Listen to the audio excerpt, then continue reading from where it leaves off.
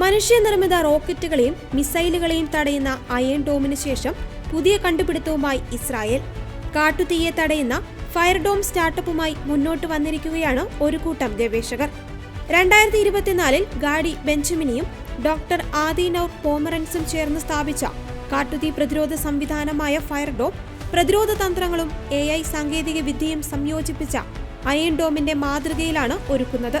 തീപിടുത്തങ്ങൾ കണ്ടെത്തുന്നതിനും ഇല്ലാതാക്കുന്നതിനും രൂപകൽപ്പന ചെയ്തിരിക്കുന്ന ഫയർ ഡോം സംവിധാനം 2 പാളികളുള്ള സംരക്ഷണമാണ് നൽകാൻ ലക്ഷ്യമിടുന്നത്.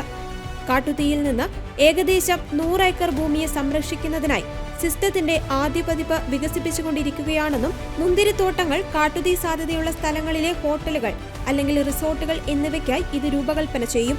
1 മൈൽ വരെ വിസ്തൃതിയുള്ള പ്രദേശം സംരക്ഷിക്കുവാനാണ് സ്റ്റാർട്ടപ്പ് ലക്ഷ്യമിടുന്നതെന്നും CEO അറിയിച്ചു. മെയ് മാസത്തോടെ ഇസ്രായേൽ, ജെറുസലേം, വടക്കൻ പ്രദേശങ്ങളിലെ കാർമൽ വനം പോലുള്ള കാട്ടുതീ സാധ്യതയുള്ള പ്രദേശങ്ങളിൽ പരീക്ഷണത്തിനായി ഫയർ ഡോം സ്ഥാപിക്കുന്ന തിരക്കിലാണ് നിർമ്മാതാക്കൾ.